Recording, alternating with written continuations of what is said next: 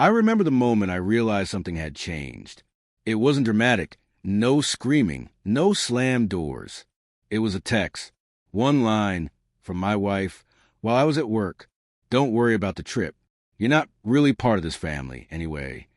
I stare at my phone, the words echoing like a hollow drum. My stomach turned, my hands shook, and for a second I couldn't even breathe. Not part of the family? I had spent years building this life, raising our kids, sacrificing sleep and weekends, and suddenly I was invisible. The trip she mentioned was a long-planned vacation with her parents and siblings. I'd suggested we all go together, but she had insisted that it would be easier if it were just her side. I'd brushed it off at first, thinking she wanted some space, a little break from the chaos of everyday life. But the text made it clear. I wasn't wanted there. In the days leading up to the trip, little things started to add up. Calls she didn't return, excuses that didn't make sense, whispered laughter at her phone that stopped when I walked into the room. I caught glimpses of messages that vanished too quickly. I questioned myself first. Was I overreacting? Was I imagining things? I wanted to believe in the life we'd built, in the love I thought we shared. But the unease was growing, a silent storm in my chest. The morning they left, I watched her pack the last suitcase. She kissed the kids, hugged her parents, and then she kissed me too.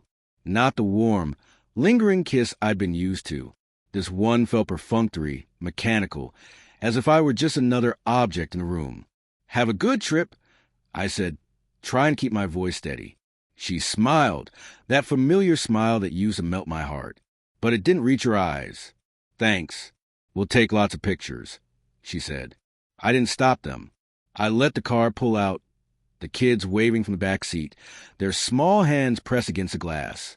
I stayed on the porch long after they'd gone, the cold wind biting my face, the silence in the house pressing against my ears.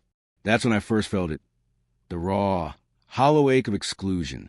The betrayal revealed itself slowly, painfully. A message accidentally left open on her tablet. A laugh at a private joke I didn't understand. A picture with her parents where she looked closer to them than she ever had with me. I discovered that on this trip, she had been sharing parts of her life with them. Secrets, laughter, plans that I was no longer allowed to touch. I wasn't just left out of a vacation. I was being erased, piece by piece, from the life I thought we shared. Anger bubbled beneath the surface. I wanted to confront her, to scream, to demand answers. But I realized something that hit harder than betrayal itself. This wasn't about one fight, one text, or one trip. It was about a slow, creeping distance, a decision she had made long before the car pulled away. And if I let my anger rule me, I'd only be giving her more control over my pain. Instead, I chose silence. I didn't call. I didn't send messages. I let them go, because some battles aren't worth fighting when the wound comes from someone who's already made their choice. I let the emptiness settle, because I needed to feel it fully, to understand that my love wasn't enough to force someone to see me as family. The days without them were long, but they gave me perspective. I remembered the moments that now stung, her laughter at someone else's joke, the inside story she never shared with me, the way she sometimes seemed distant even in the same room. And I realized, painfully, that love doesn't always heal betrayal. Sometimes it teaches you your own strength. When they returned, I didn't greet them with accusations or tears. I watched them from a quiet distance, letting them unpack their memories while I unpacked mine. My wife noticed my silence. She asked if I was angry. I simply said, I just let it be.